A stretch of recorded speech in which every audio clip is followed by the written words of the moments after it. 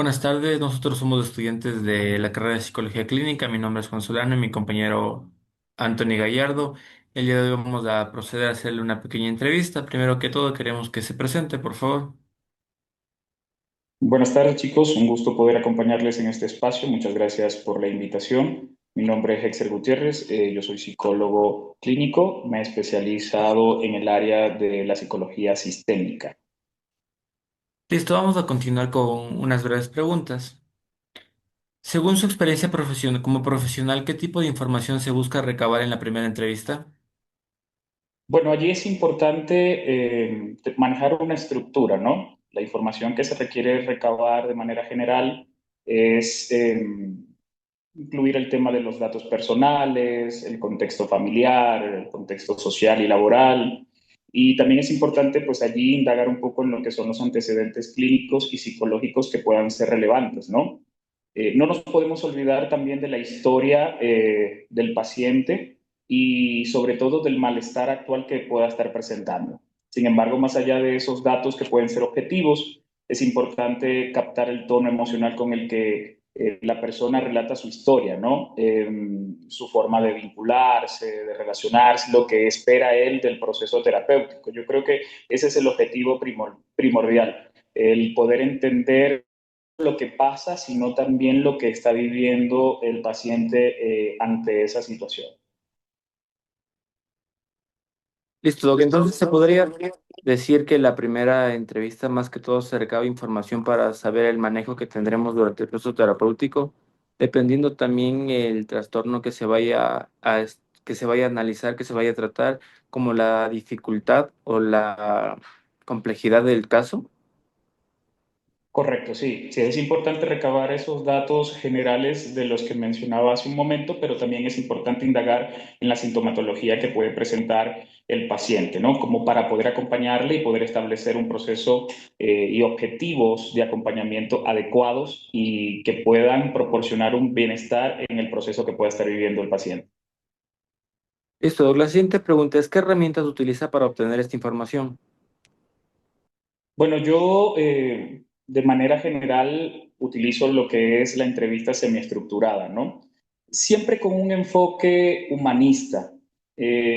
Suelo tener mentalmente como un esquema que me permite tener ciertas claves, ¿no? Que es en el indagar con ciertas preguntas que me permiten también priorizar cierta información. Sin embargo, lo más valioso es el tema de la escucha activa, ¿no? Y la validación emocional para que se pueda permitir que la persona exprese todo lo que está viviendo y todo lo que está sintiendo de una manera más expresiva, con mayor libertad, ¿no? Además es importante pues observar el lenguaje no verbal del paciente, los silencios, los gestos y si hay alguna inconsistencia tal vez en la información que está presentando, ¿no?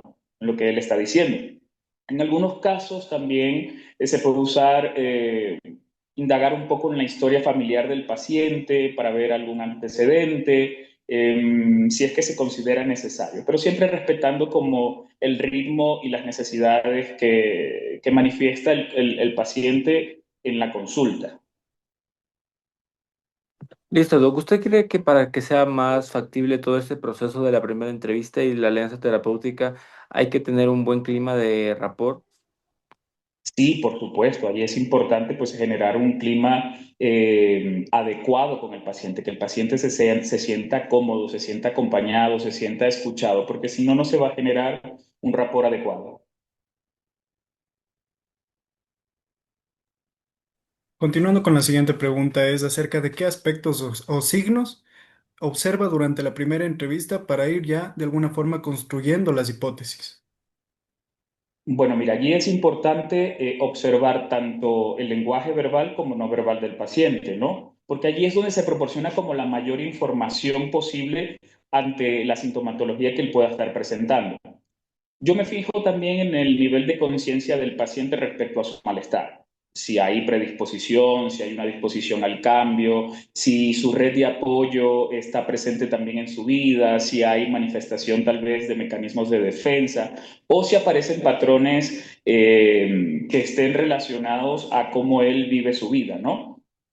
También considero ciertas señales que puedan presentarse en relación a sufrimiento agudo o crónico, síntomas clínicos como ansiedad, tristeza, desregulación.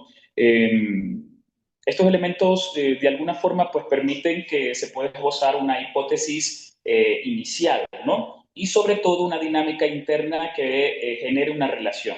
Esto de igual manera pues se va ajustando a lo largo del proceso terapéutico que se vaya teniendo con el paciente. Claro, o sea, como usted mencionaba, por ejemplo, el hecho de contrastar a lo mejor información, ¿no? Tanto verbal como no verbal, para que de esta forma Correcto. nosotros podamos también encaminar ya de una mejor manera y saber qué es lo que se va a hacer a posterior en lo que corresponde al proceso terapéutico. Sí, exactamente. Hay un hilo conductual que está en la relación y en la información que el paciente va presentando. Continuando con la siguiente, es de qué acciones son importantes en la primera entrevista para establecer un buen vínculo terapéutico. Bueno, yo creo que lo más importante es ofrecer una presencia genuina con el paciente, ¿no? Que ese acompañamiento sea cálido y que el paciente no se vaya a sentir jamás juzgado por su acompañante, ¿no? Por el terapeuta. Es importante allí también crear un espacio seguro donde la persona se sienta vista, donde se sienta escuchada, donde se sienta aceptada tal y como es, ¿no? Porque en primera instancia no estamos viendo una patología o no estamos viendo un trastorno, sino que estamos acompañando a una persona en su proceso. Para ello es importante cuidar el tema del lenguaje, la manera en que se formulan las preguntas. Es importante también asegurarse de transmitir respeto y empatía desde el primer momento. Y explicar, yo creo que con claridad cómo funciona el proceso de psicoterapia, ¿no?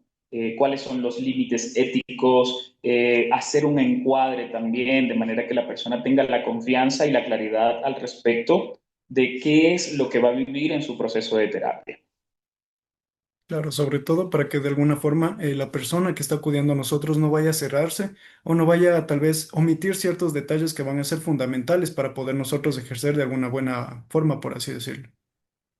Correcto, eso va a ser vital, eso va a ser importante para que el paciente pueda tener la confianza de exteriorizar toda su sintomatología o el malestar. Bueno, antes de culminar, quisiera agradecerle aquí en este caso al psicólogo Jersey Gutiérrez por darnos un poco de su tiempo y de esta forma nosotros también poder encaminarnos o tener un poco de primera mano, se podría decir, cómo se presenta ya en la práctica. Puede ser algo muy distinto a lo que es la teoría y algo muy distinto a lo que es la práctica. Entonces agradecemos ya que esto nos ayudará mucho en nuestra formación profesional y pues eso, decirle que nosotros encantados de haber contado con usted para poder realizar esta entrevista. Con todo gusto, chicos, muchas gracias.